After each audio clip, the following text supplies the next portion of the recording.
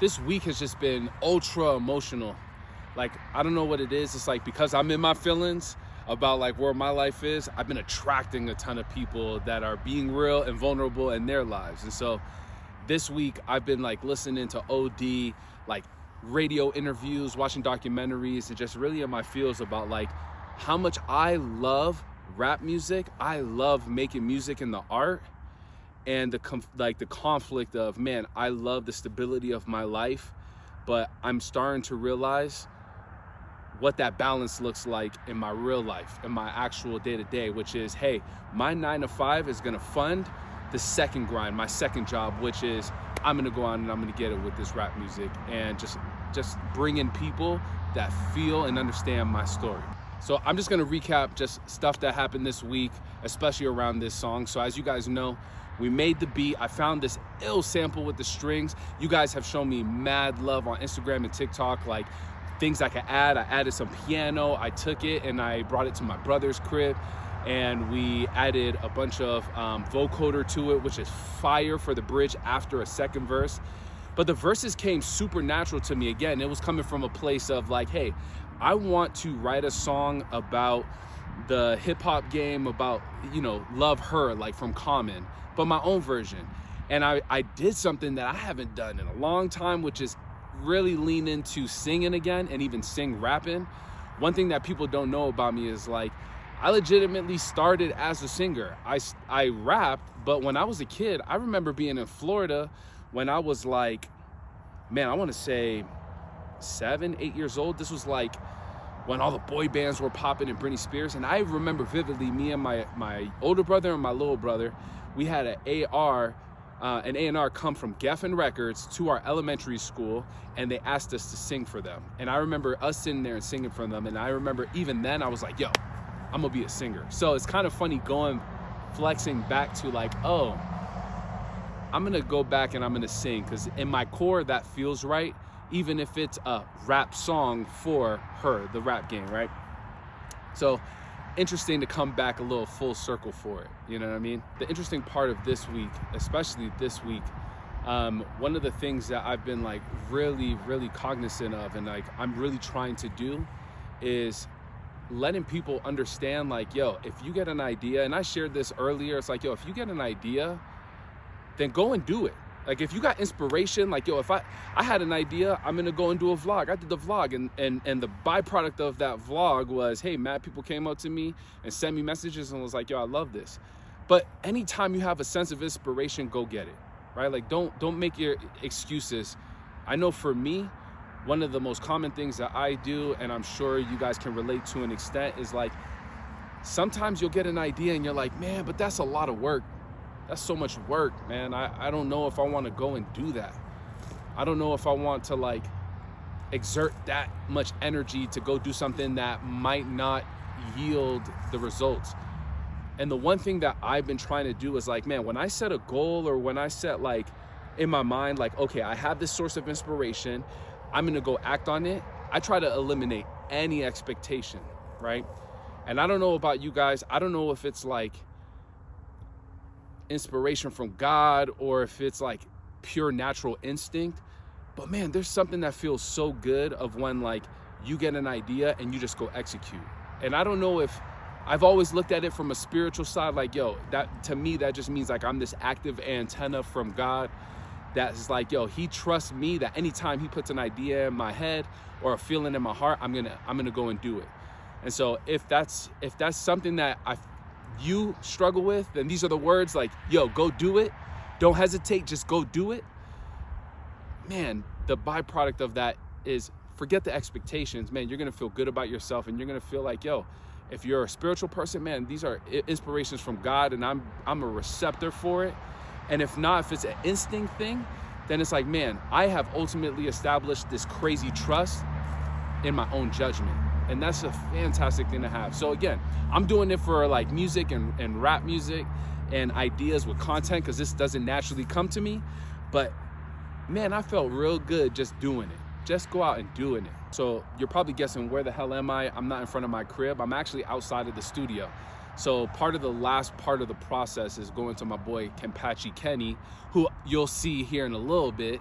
I'll go to his crib, his studio, understand like, okay, am I like arranging this song the best way? Again, I don't do this often. I usually work in the silo, so all this is even new to me. But we're gonna go, we'll talk to Kenny, get his ideas in terms of like, hey, is this song sequenced the best? Is it produced the best?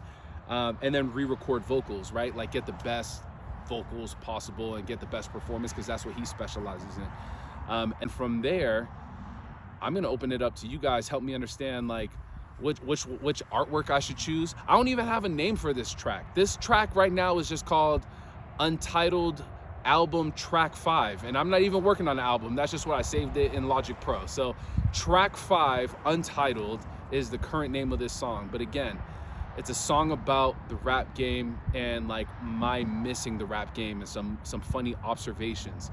So like in the beginning of the song, it's very much like a rekindling of like, man, I missed this relationship with you. And in the second verse, it's more so like, hey, I kind of saw how you got hip to all these new dudes, and it's become very transactional, man. The rap game isn't like how it used to be, where it's like, oh, you got mad talent, bam, you the one if you got the talent. Now it's like, damn, you're popping off.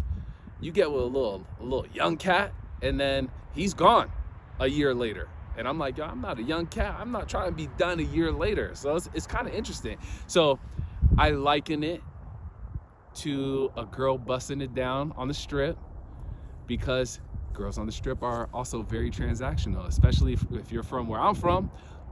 Then you know very well, Blue Hill Ave, the girls are very transactional out that bitch. So it's written in a way where it hits home for me, but again, it's rooted in like this rekindled energy and motivation and inspiration to just say, hey, I'm not giving up on this hopes and dreams because I'm comfortable. I'm gonna continue to leverage this new lease on life, and I'm gonna go get this shit. I'm just gonna go get it. I'm gonna do it. You guys can follow along in this process, but the shit's gonna happen. It's gonna materialize. I mean, it only makes sense. You probably should hear the track. So this is what the demo, unreleased version of the track sounds like. So Pete.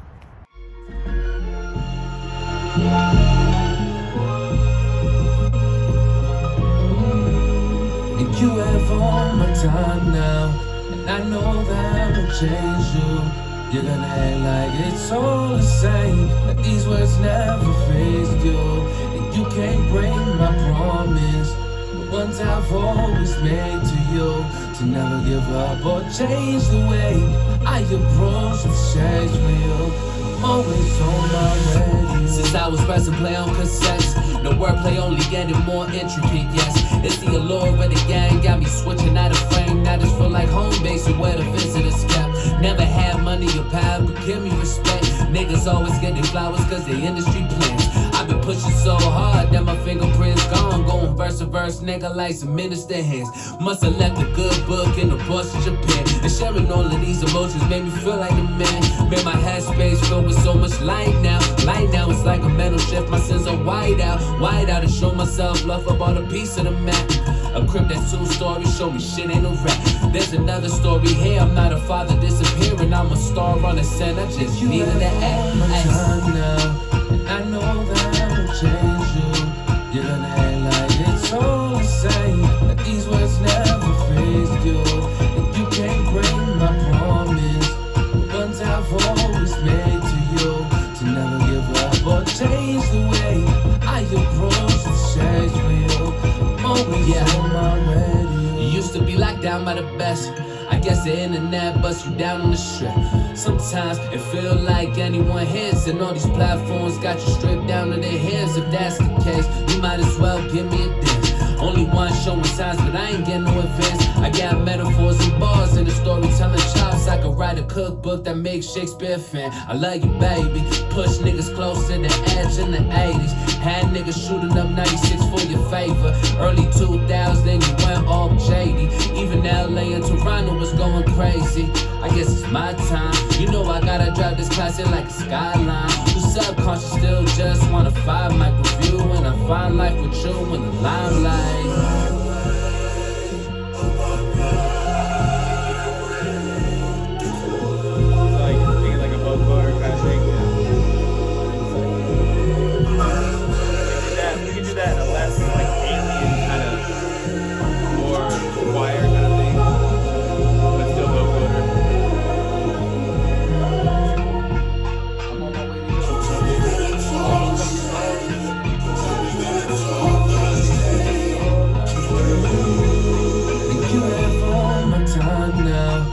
I know that will change you. You're gonna act like it's all the same, but these words never phased you. And you can't break my promise, the ones I've always made to you, to never give up or change the way I approach the sex for you.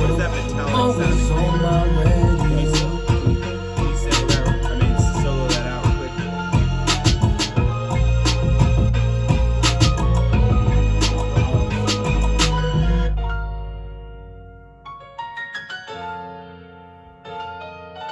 So this right here is dope. I think so from like a strictly production standpoint.